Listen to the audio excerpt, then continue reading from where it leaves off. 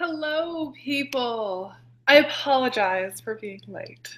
I had some time zone confusion about it, and I thought I was all getting ready to go for us to be ready at 3. So I'm sorry, but let me hop right in. I want to be try and be as respectful of your time zone confusion as possible. Okay. So let me just pop out our comments, and I want to encourage you guys, if you have any comments, please, please, please add them so that I can respond to them. Pop out the chat. There we go. All right. So number one, thank you for joining me.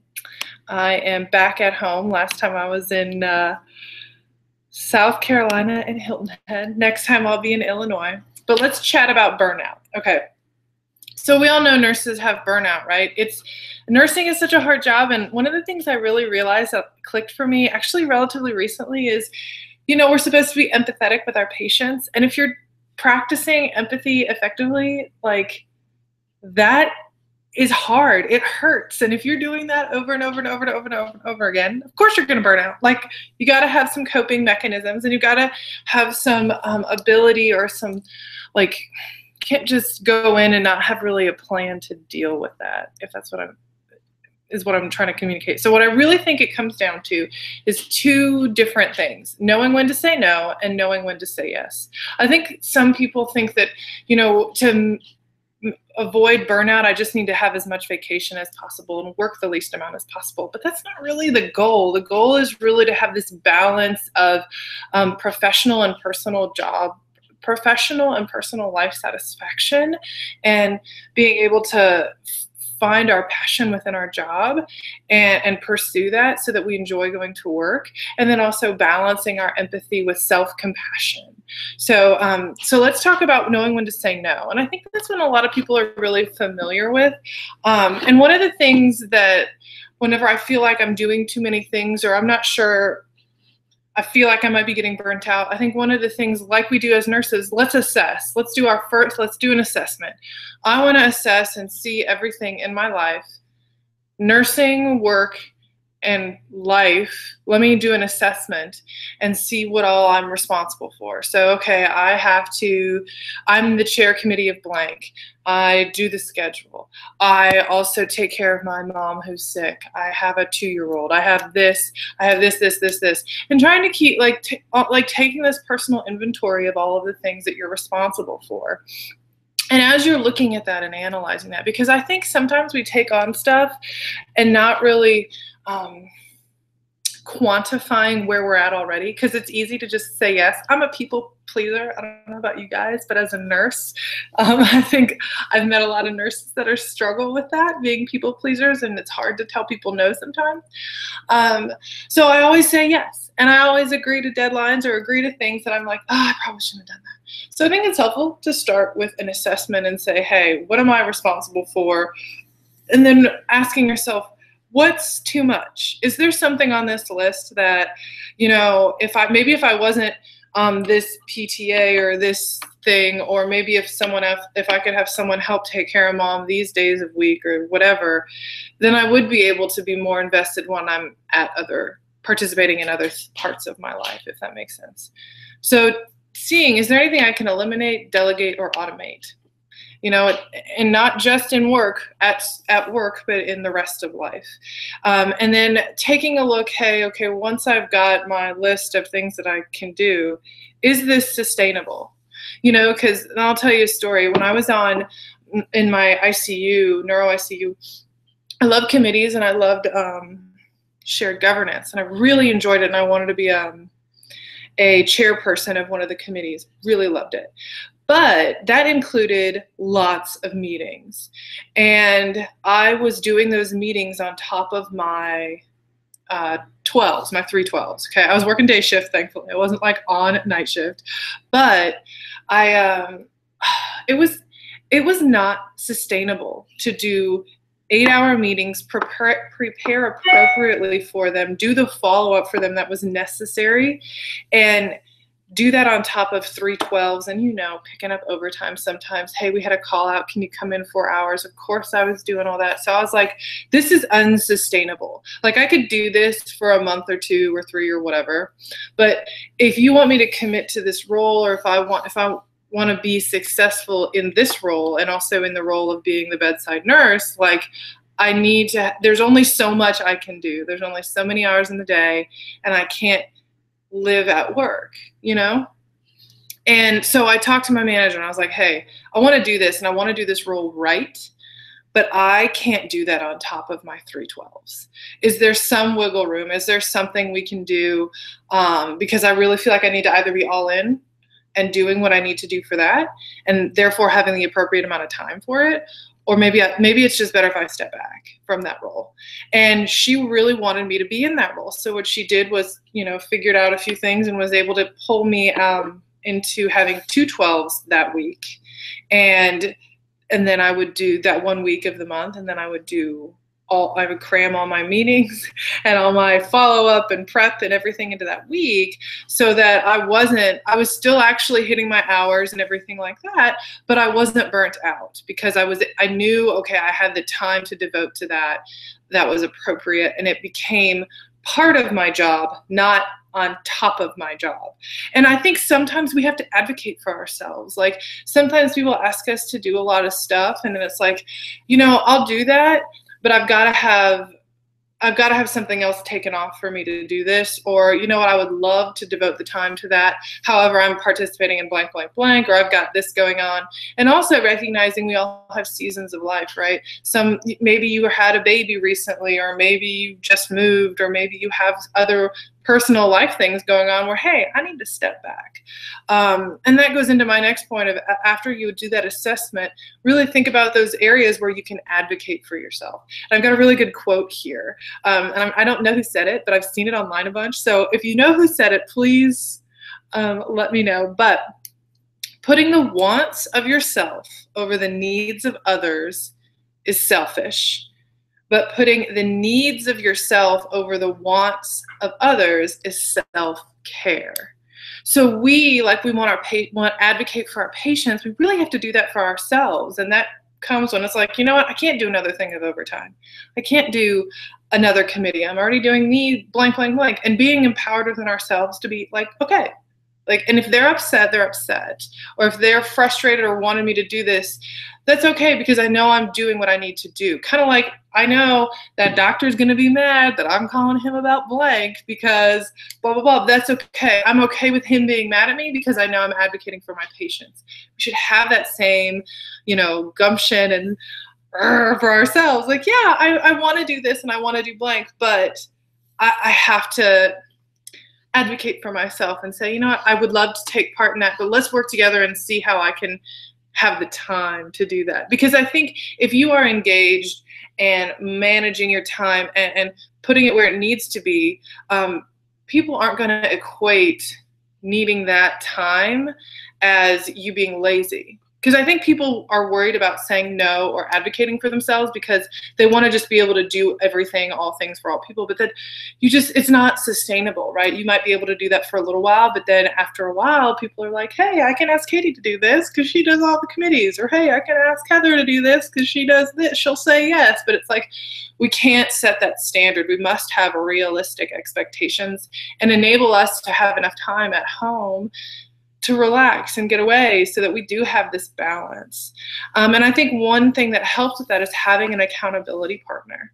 So having someone else that knows you and knows you really well, but can have like an outsider perspective. So sometimes, like mine is my husband. Like, okay, I'm doing this.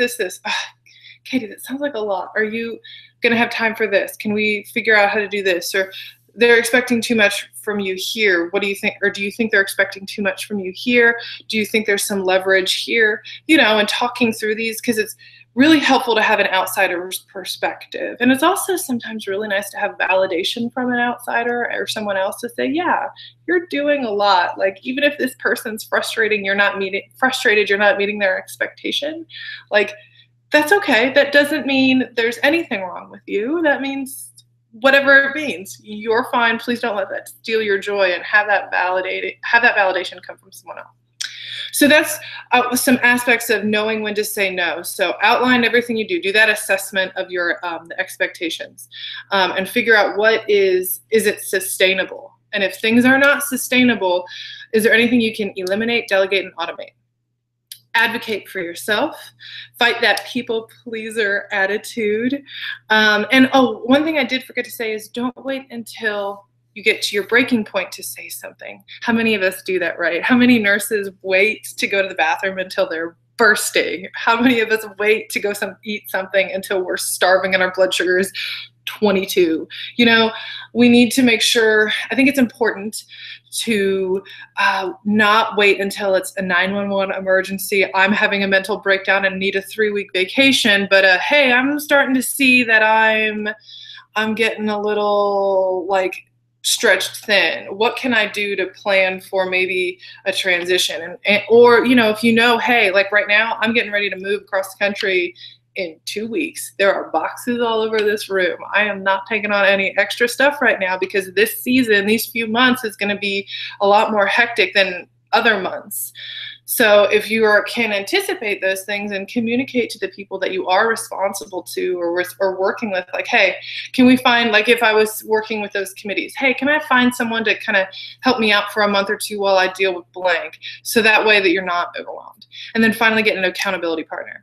And then, so I think it's important to balance knowing when to say no with knowing when to say yes, and having those balance us, because we can be working all the time, or we can have lots of vacation, but we could still be burnt out. I read a study recently that I thought was really interesting. It was 280 nurses in Portugal, and I think they did it in 2011 or 12, but they studied and found out that the nurses that were practicing effective empathy were at higher risk for burnout.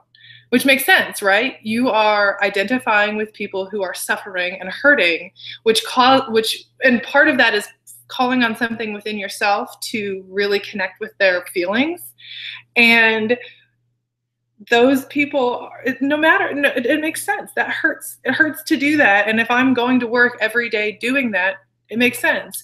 But what was interesting is they also found that people that practiced self-compassion, or another word can be grace, for themselves, actually it worked as kind of a protective, like almost buffer. Like, okay, if I have a mindfulness, self-awareness, that can help with burnout, which I think was interesting. So, and that's kind of like as it relates to both things, but knowing when to say yes. So I think it's important to be able to identify when you're getting complacent. Like, when are you clocking in and bored? I know how to do everything. I'm not challenged. I'm not motivated. I'm not interested. And I think it's important for us to identify our passion. Like, we got into nursing or in whatever career, we got into it for a reason. So what is it? What makes us passionate? Like, for me, my passion thing is new nurses when they get it. When I explain something that gets like glossed over, like the other day I did a Facebook Live video of saline flushes. You know, with a saline flush, you gotta either pull back on the plunger or pop it first before you open it, or else you'll spray water everywhere. Like, that's like clinical day one, right? But how many of you, and I would love it if you commented, sprayed the ceiling, sprayed your patient, sprayed your clinical instructor or your teacher because you didn't know to pop the button or pop the air bubble in the saline syringe? And I put it on Facebook, and a whole bunch of people were like, I did that too. I'm like, yes, we all did this. But what makes me passionate, is providing those little moments. And another way of thinking that is, if it's hard to figure out, well, I don't know what makes me passionate. What makes your heart sing? What makes you think, like, when this happens, I'm like, oh, like, this is wonderful. I'm so happy that this is, like, some people love research and proving things, or educating patients. Like, I learned that I like educating patients, I like educating nurses more, and my heart sings more and I know that sounds so cheesy. I'm not a cheesy person, I promise, but it just makes sense to me. Like, what is it about what you do in your area that just I love when that happens. I'm love to be a part of that. I want to figure out how to do that more, because that is, if we can go to work, clock in, and our hearts can sing with what we're doing every day, then that pulls you out of that burnout because you're so excited about it. You're so passionate. So one of the things that you can do is you figure out, I think you really have to figure out what that is. First, we got to identify that. Then how do we cultivate it? How do we take what we like and want to do and what makes us passionate and our hearts sing, and how do we make it work? How do we put it into practice, right? So everybody's is going to look different. There's not this cookie cutter thing. For me, it ended up being leveraging social media, a blog, and a website to touch brand new nurses all over the country about how, and that's how that kind of facilitated it for me. But if you like research, or if maybe you should hop on the research council at your hospital. If you like research, that doesn't mean you have to go get a DNP or a PhD right now, but you could go hop on that, or you could do a small lit review or a small little study and see what you think. What do you like? What do you not like?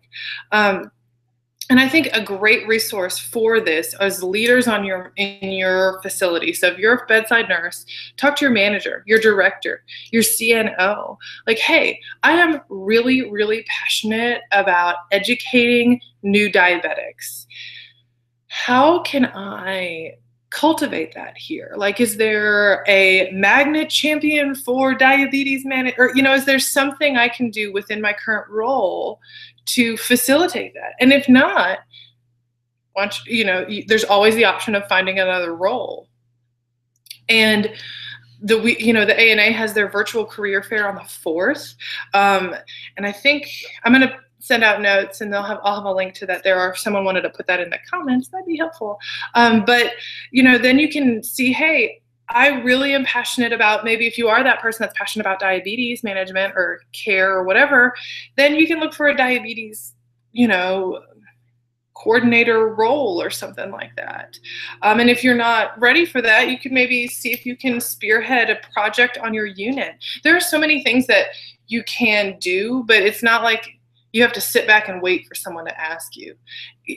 Taking the initiative to explore those things and being unapologetic about it, I think, is essential in advocating for ourselves. Hey, I'm passionate about diabetes. I'm not going to wait for someone to come ask me if I want to be a diabetes manager. I'm going to go find that job. I'm going to go find that opportunity at my hospital to do that. And I don't care if the other nurses on my unit think I'm lame. I did all the committees. I was a chick that was like, well, let me tell you what we learned at shared governances. I don't care. I don't care if people think I'm lame or if I'm too positive or whatever. That's with them, not me. So, you know what I mean? I'm going to do what I want to do and to further my passion and make it so I'm excited to go to work and pursue those. And I think it's important that we know it's okay, and we don't have to kind of sit back on the sidelines and wait to get called in the game. Sub yourself in, and if you need to switch positions, switch positions. So I think leaders in your hospital are very helpful, because they may not be able to find or do whatever it is you need, but they most likely can connect you to someone else who can. So it's really helpful to connect with people in your hospital. The virtual career fair, or I really think everyone should be a member of their professional organization. So ANA is great. I'm a member of the American Association of Critical Care Nurses. Love that organization. So many resources there too, and ways to kind of get involved. So if I was really passionate about sepsis, I might connect with Mike Ackerman, who works in New England and is this amazing sepsis speaker. And hey, is there a way I can get involved and help you plan your NTI 2017 speech, or what, or is there something I can do to help or be involved, or I don't know, I'm just making up random things, I don't know. But another thing that I think is a great resource is social media. You can go on, so I follow Cleveland Clinic, I follow the DON of Johns Hopkins and Yale and all those, you know, I think you can connect and follow and utilize social media to really figure out what it is, or you figure out what it is, but then you can utilize social media to get connected, because you don't have to just talk to the nurses in your area. You can talk to nurses all over the world. Like, I can hop on Twitter. Actually, there was that sepsis article. I'm sure many of you have seen that. It's kind of all over the place, and it's talking about this potential treatment to help with sepsis. So you do your normal sepsis stuff, and a lot of sepsis protocols have hydrocortisone in it, and you add on, I think it was like vitamin C or thiamine, and they're having great success rates with patients. And so there was just this article about it. So I put it up on Twitter, and then I'm talking with critical care doctors all over the world, some in Australia, some in America, you know, all over the States about this article. And it's like, if I was someone, now I told you mine is like, you know, new nurses and stuff, but I also love like new research. But if I'm like a sepsis guru, like, oh my gosh, that's super cool. And not only to just talk about it, but talk about it with critical care doctors all over the world. Like, how awesome is that? Talked with a critical care cardiac intensivist or something. I think it was an intensivist, yeah, with cardiac in California, about nurses, new nurses and new physicians, and things we think each other assumes we know, and we don't. And I had like this hour-long conversation on Twitter about that. Like, I would have never had that opportunity otherwise. And it was wonderful. But if you do use social media, I encourage you really to check your social media policy, the ANA's stance and helpful hints for social media, so that you as a nurse, especially if you're putting yourself out there as a nurse, are using it responsibly. And then I actually wrote a book about this stuff, because I felt like when I was a nurse after 2 years, like, okay, I wanted to figure out what my passion was. And I wanted to figure out different things to kind of sew myself into to figure out what I was passionate about. So I wrote a book called What's Next? And it talks about how to be a good preceptor, charge nurse, mentor, grad school options, certifications, magnet, committees, dealing with negativity when you want to kind of move your career forward, because not everybody's going to be super excited that you're trying to better yourself, you know, how to deal with that stuff. So I encourage you guys to check that out, because I wrote the book I wish I had when I was a couple years in and didn't know what to do, when I finally kind of figured out what I wanted to do. And then finally, remember that it's a journey. You're going to overcommit. You're going to undercommit. You're going to miss something, and that's life. That's part of having self-compassion and giving ourselves grace and being kind to ourselves, and say, you know, I'm going to do the best I can with what I have, and that's what I'm going to do. And I'm going to forgive myself if I mess up, and recognize that it's a journey.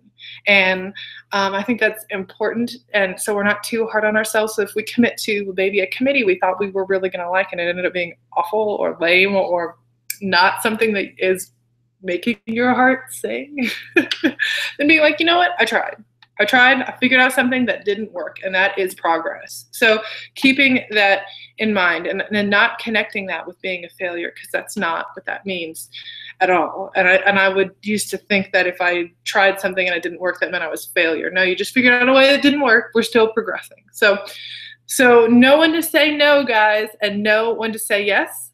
Thank you guys so much for tuning in. I apologize again for being a little tardy, and I hope you will join me again next month, and I will be from Illinois at that point, because we're moving. So have a wonderful afternoon, everybody.